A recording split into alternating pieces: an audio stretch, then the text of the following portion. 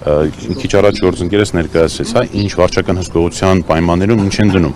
Ասում են, որ ընդհանրապես չշփվի այս նախընտրական կառույցության հետ կապված անձանց հետ, հա, տեխնացուների հետ, ընդհանրապես անձը չայցելի նախընտրական շտաբ։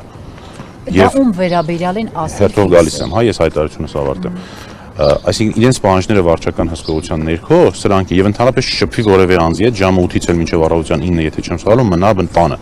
Մենք նկատի պիտի ունենանք, որ երկու անձի դեպքում մենք ունենք համայնքի ավականու անդամների տեխնացուների գործ ունենք հենց տեխնացուների հետ։ Այսինքն սրանով երբ որ վարչական հսկողություն են իրականացնում եւ իշխանությունը ցանկանում է որ այս անձին չգնան օրինակ նախընտրական շտաբներ, չշփվեն տեխնացուների հետ, այսինքն ինչ ընդհանրապես առնչություն չունենան նախընտրական այս ամբողջ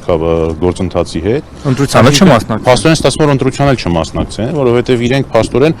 այդ ընտրությունը հենց ինքնին կապված ավական ընտրությունների հետ։ Հետևաբար սրանով սահմանափակումը փորձում են սահմանափակել անձի նաև քաղաքական իրավունքը։ Այն իմաստով որ անձը իրավունք ունի զբաղվելու քաղաքականությամբ եւ նաև առաջադրվելու համայնքներում որպես ավականու տեխնացու։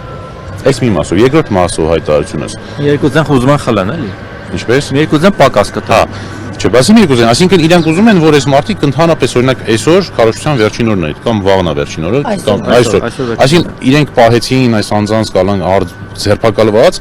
այսօր էլ այդ սահմանափակումը փորձելու են կիրառել, որ ընդհանրապես այսօր կառավարությանն էլ չկարողանան մասնակցել։ Այսինքն կազմակերպական աշխատանքներն էլ չկարողանան անել։ Ընդ որում պետք չի դիտարկել սա միայն տեխնացուների մասով, շտաբի աշխատակիցներ կան ձերբակալվածների մեջ։ Հաջորդը որ ուզում եմ հայտարարություն անել վերաբերում է ձերբակալմանը։ 3 երեկոյան ժամը 5-ի կողմից երբ որ հակակոռուպցիոն կոմիտեն տարածեց հայտարարություն, որ այս անձանց նկատմամբ վարչական հսկողություն խափանման միջոց պիտի կիրառվի, այդ պահից սկսած մինչև այս պահը այդ անձիկ ձերբակալված են ապօրինի, որովհետև ձերբակալման այն հիմքը որ դրել էին այդ 111-րդ հոդվածը վերաբերվում է անձանց կալանքի համար դատարան ներկայացնելու։ Եթե դու արդեն գիտես որ անձանց կալանքի չես տանելու, չես կարող այլևս ձերբակալված պահել։ Ես երեք փորձել եմ տեղեն պահել թե ԶՊՎ-ում։ Տեղեկություն չունենք։ Ես երեք փորձել եմ նաև դատարանին տեղեկացնել այդ մասին, որ նիստը հրատապ հրավիրի, որովհետև մենք ապօրինի ձերբակալված մարդ ունենք։ Դե դատարանը արդեն իր որոշումը կայացրել էր այսօր ժամը 11:30-ին եւ չփոխվեց այդ որոշումը։ Հիմա պարոն Բաբայան, երկու ճշտում անենք, նախ քանի հոգի է ձերբակալված,